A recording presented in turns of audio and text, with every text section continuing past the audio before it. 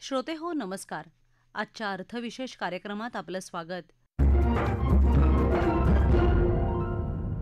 श्रोते हो, गेल्या काही वर्षात भारतीय अर्थव्यवस्थेचा आलेख उंचावत असताना भारतीय शेअर बाजारानं देखील सर्वोत्तम कामगिरी केल्याचं दिसलं.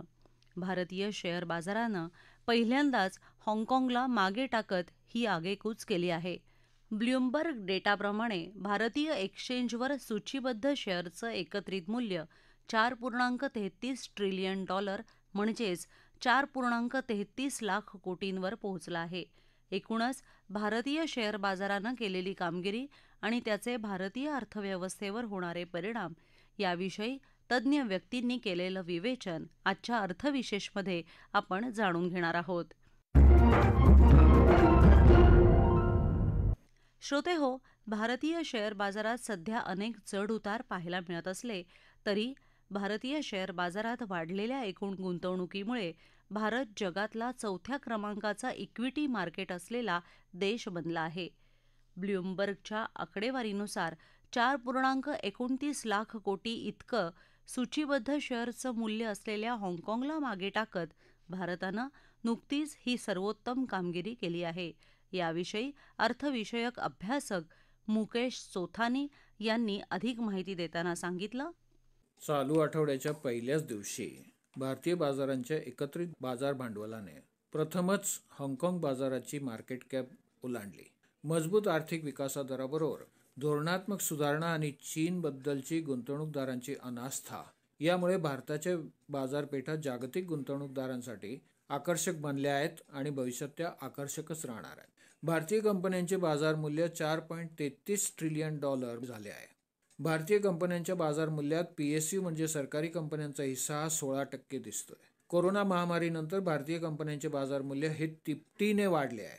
तसेच 2028 पर्यंत भारतीय कंपन्यांचे बाजार मूल्य हे 500 लाख कोटीपेक्षा म्हणजेच $5 ट्रिलियन होऊ शकते. मे 2007 रोजी भारतीय कंपन्यांचे बाजार मूल्य हे $1 ट्रिलियन होते. ते जुलै 2017ला $2 ट्रिलियन झाले. मे 2021 मध्ये ते $3 ट्रिलियन झाले आणि गेल्या वर्षी नोव्हेंबरमध्ये ते $4 ट्रिलियन होते, जे आता $4.33 ट्रिलियन दिसते आहे. मार्च 2020 मध्ये देशात कोरोना महामारीचे वर्चस्व असल्याने त्यावेळी शेअर मार्केट खाली आल्याने 23 मार्च 2020 रोजी भारतीय कंपन्यांचे बाजार मूल्य घसरून 121.73 लाख कोटी होते आणि तिथून 4 वर्षाच्या अवधीत बाजार मूल्य तिपटीने वाढून ते आता 366.4 लाख कोटी दिसते आहे.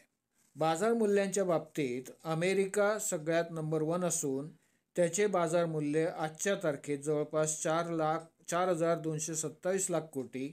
तदनंतर चायना 702 लाख कोटी, जपान 529 लाख कोटी, त्याच्यानंतर भारताचा नंबर 4था लागतो 367 लाख कोटी आणि हाँगकाँग आता 357 लाख कोटी दिसते आहे. कोरोनानंतर देशांतर्गत मागणी आणि राजकीय स्थिरता तसेच भारतीय कंपन्यांची मजबूत कामगिरी, विदेशी गुंतवणूकदारांची मोठी गुंतवणूक आणि किरकोळ गुंतवणूकदारांची म्युच्युअल फंडाच्या SIP द्वारे भारतीय शेअर बाजारात होणारी गुंतवणूक आणि त्याची वाढती संख्या याच्या जोरावर भारतीय शेअर बाजाराने हे यश संपादन केले आहे.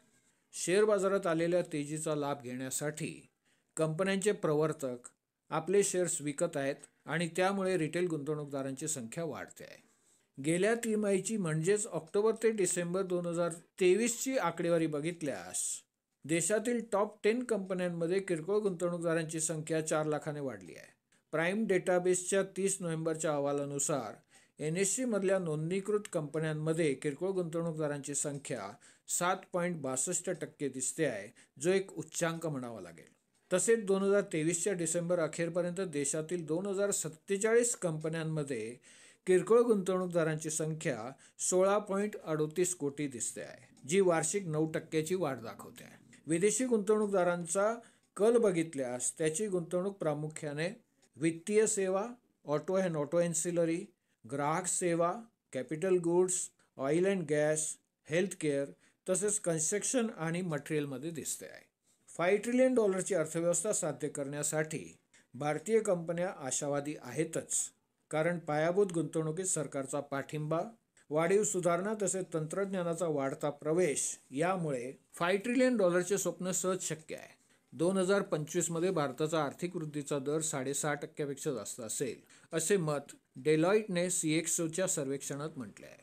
भविष्यात देशातील ऑटोमोटिव्हमध्ये 50%, ग्राहक आणि किरकोळ क्षेत्रात 66%, तंत्रज्ञान, मीडिया आणि दूरसंचार क्षेत्रात 47% आणि ऊर्जा संसाधने आणि औद्योगिकमध्ये 44% या क्षेत्रांचा विकास दर सर्वाधिक असण्याची शक्यता आहे. सरकारी प्रोत्साहन, व्यापारासाठी वाढलेले करार, PLI स्कीम, लॉजिस्टिक खर्चात कपात आणि औद्योगिक उत्पादन वाढवण्यासाठीची धोरणे जसे की उत्पादनातील ऑटोमोटिव्ह आणि टिकाऊ तंत्रज्ञानांमध्ये वाढलेली गुंतवणूक याला आणखी गती देईल. शिवाय सतत बदलणारी ग्राहकांची पसंती आणि टायर 2 आणि टायर 3 शहरांमधली मजबूत मागणी या घटकाला चालना देईल. नाविन्यपूर्ण आणि संशोधनाचे जागतिक केंद्र म्हणून भारत आपले स्थान मजबूत करण्यासाठी वचनबद्ध आहे. सरकारचा पाठिंबा R&Dच्या महत्त्वाच्या भूमिकेवर भर देतो आहे. त्याचे उद्दिष्ट मजबूत उत्पादनाव्यतिरिक्त सेमी कंडक्टर उद्योगात जागतिक आघाडीवर राहण्याचे आहे. गुंतवणूकदारांनी बाजारातील परिस्थिती तपासून आपल्या सल्लागाराच्या सल्ल्याने गुंतवणूक करावी. भारताच्या शेअर बाजाराची गाडी आता एक्सप्रेस वेवर धावताना दिसते आहे. गुंतवणूकदारांनी या गाडीत बसताना एअरबॅग आणि सीट बेल्ट तपासून घ्यावे. भारतीय अर्थव्यवस्था एक्सप्रेसवे सारखी असली तरी तो रस्ता नाही. आपल्या गुंतवणुकीची गाडी बेपर्वा चालवण्यामुळे ते धोकादायक ठरू शकते. जीवघेणे अपघात बहुतेक करून एक्सप्रेसवेवरच होत असतात. आपल्या गुंतवणुकीचा पोर्टफोलिओ अपेक्षेपेक्षा जास्त परतावा देत असल्यास थोडाफार नफा कागदावर बघण्यापेक्षा खिशात घेतलेला चांगला. हे दशक भारताचे आहे, भारतीय उद्योगांचे आहे, शेअर बाजाराचे आहे आणि त्यातील गुंतवणूकदारांचे आहे.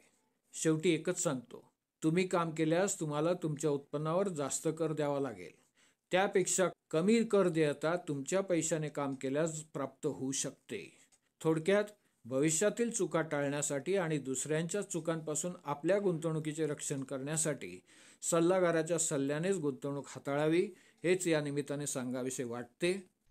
श्रोते हो, भारतीय शेअर बाजारानं केलेल्या कामगिरीचा तसंच दररोज या बाजारात होणाऱ्या चढ उताराचा देशाच्या अर्थव्यवस्थेवर देखील परिणाम होत असतो.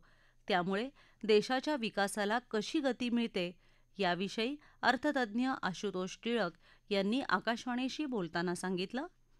कुठल्याही देशाच्या अर्थव्यवस्थेच्या प्रगतीसाठी भांडवलाची उपलब्धता हा एक फार मोठा विषय असतो आणि ही भांडवलाची उपलब्धता देशाच्या आर्थिक व्यवस्थेमध्ये अर्थव्यवस्थेमध्ये जितक्या सहजतेने होते तितकी त्या देशाची आर्थिक विकास हा मोठ्या प्रमाणावर होत असतो किंवा जास्त गतीने होत असतो.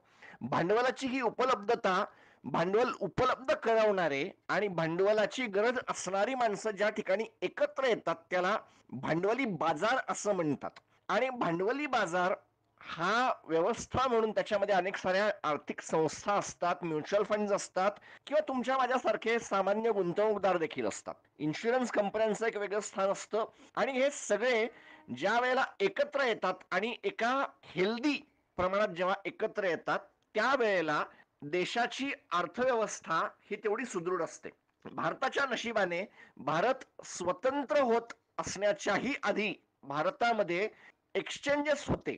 हॉर्निमन सर्कलच्या वडा पिंपळाच्या झाडाखालती लियादियाचे व्यवहार बऱ्याच आधीपासून होत होते. म्हणजे 150-200 वर्षा आधीपासूनचे काहीतरी प्रमाणात व्यवहार चालू होते. कोठारी ग्रुपने त्यांना त्या काळात भांडवल उपलब्ध करून दिलं होतं आणि तिथून तो सुरुवात झाला होता. तिथपासून ते अगदी काल परवापर्यंतच्या NSEच्या या सगळ्या मोठं जगातला सगळ्यात मोठा भांडवली बाजार, डेरिव्हेटिव्ह मार्केट मधला सगळ्यात मोठा भांडवली बाजार होणं आणि आता भारताच्या भांडवली बाजाराची एक जी लँडमार्क म्हणता येईल की हाँगकाँग सारख्या एका मोठ्या आणि वेल नोन बाजारापेक्षाही मोठं होऊन हे एक लँडमार्क अचीवमेंट आहे. लँडमार्क का म्हणायचं? कारण जगभरातले अनेक मोठे गुंतवणूकदार, जगभरातले अनेक मिमी म्हणवणारे, दादा म्हणवणारे वॅनगार्ड असतील किंवा इतर प्रायव्हेट इक्विटी कंपन्या असतील, ह्या हाँगकाँगच्या बाजारामध्ये बऱ्यापैकी ऍक्टिव्ह होत्या आणि काही प्रमाणामध्ये चायनाच्या स्वतःच्या बाजारापेक्षा हाँगकाँग मध्ये लिस्ट असलेल्या कंपन्यांना एक थोडासा वेगळा किंमत मिळत होती की थोडेसे जास्त असे चांगले, थोडे क्वालिटीवाले जगाच्या समोर ठेवलेले हे माणसं होते. आपण त्यांच्यापेक्षा मोठं होणं हे कुठेतरी एक हे सांगणं आहे की आमचा बाजार आता पाळण्यातलं लहान बाळ राहिलेला नाहीये. ते आता रांगतही नाहीये. आता आम्ही चालण्याच्या लेव्हलला आलेलो आहोत. आणि या सगळ्यामध्ये जी एक गोष्ट हायलाइट करावी लागेल, तो म्हणजे आपल्याकडे आता IPO साठी 3 दिवस किंवा त्याही पेक्षा कमी टाईम खातो. म्हणजे मला ज्यावेळेला हे सांगायला आता फार इंटरेस्टिंग वाटतं, कारण माझा ज्यावेळेला जन्म झाला 1992 मध्ये, त्याच्याच आसपास HDFC असेल, HDFC बँकेचे IPO आले, इन्फोसिसचा IPO आला. मला आठवतं इन्फोसिसचा IPO ज्यावेळेला आला, त्यावेळेला त्यांना बेल आउट करावं लागलं होतं, पैसे देऊन. मोठ्या प्रमाणात मॉर्गन स्टॅनलीने पैसे त्याच्यामध्ये टाकले, पण त्या लोकांनी त्यातून भरपूर पैसे कमवले. आत्ताची जी अवस्था आहे, त्यावेळेला आपल्या म्युच्युअल फंडाची ॲसेट अंडर मॅनेजमेंट म्हणजे एखाद्या म्युच्युअल फंडाच्या अंडर असलेला पैसा, की त्यांनी त्याच्यामध्ये गुंतवलेले असतील, हे पैसा असेल, तो पैसा असेल, असं जर मी देशातल्या सगळ्या म्युच्युअल फंडांचं एकत्र केलं, तर ते 50 लाख करोड पेक्षा जास्त भरतं. आणि ही फार एक महत्वाची स्टेप आहे. याचा अधिक ज्यावेळेला मी अभ्यास करायला गेलो, त्यावेळेला मला हे पण दिसून आलं, की या देशामध्ये 40,000 करोड ॲसेट अंडर मॅनेजमेंट घेऊन बसलेले SBI ब्लू चिप सारखे म्युच्युअल फंडाच्या स्कीम पण आहेत, आणि ICICI व्हॅल्यू डिस्कव्हरी नावाच्या फंडाचे पण आहेत, ज्यांचे एक वेगळी थीम चालते. भारताच्या शेअर बाजारामध्ये 2023 या वर्षाकडे जर बघायचं म्हणलं, याच्यामध्ये त्याचा एक मोठा उल्लेख मला करावा लागेल. 2023ने जवळपास सगळ्या ॲसेट क्लासेसला, म्हणजे इक्विटी असेल, तुमचं फिक्स्ड इन्कम असेल, FD असेल, सरकारचे कर्जरोखे असतील, कॉर्पोरेटचे कर्जरोखे असतील, या सगळ्यांनी पैसे कमवले आहेत.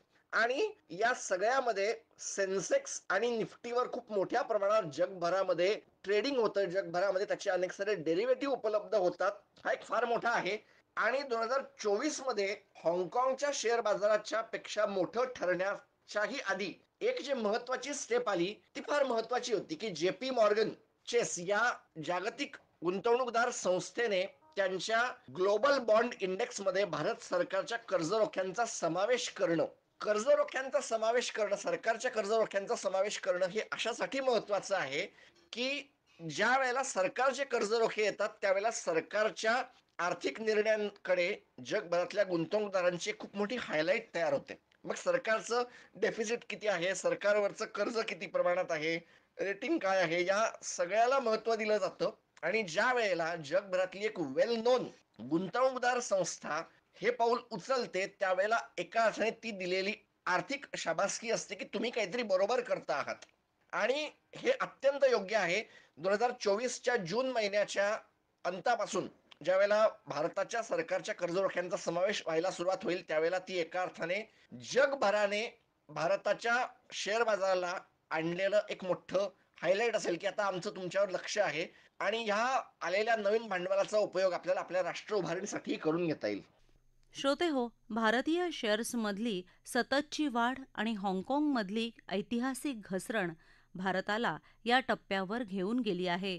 गेल्या काही वर्षांमध्ये भारतीय शेअर बाजारात देशांतर्गत आणि विदेशी वाढती गुंतवणूक पाहता आगामी काही वर्षांमध्ये भारतीय शेअर बाजाराचा आलेख उंचावत राहील यात शंका नाही.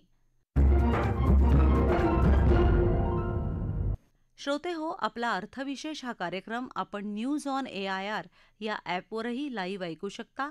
यासोबतच आमच्या मुंबई एअर न्यूज या यूट्यूब वाहिनीवर कार्यक्रमाचं ध्वनिमुद्रण आपल्याला कधीही ऐकता येईल. श्रोते हो, याबरोबरच आजचा अर्थविशेष हा कार्यक्रम संपला. हा कार्यक्रम आकाशवाणी मुंबईच्या प्रादेशिक वृत्त विभागानं सादर केला. संपादक आणि सादरकर्त्या सरस्वती कुळेकर, निर्मिती सहाय्य त्रिशरण कांबळे, लेखन आणि समन्वय विनोद देशपांडे आणि निवेदन श्रद्धा वझे.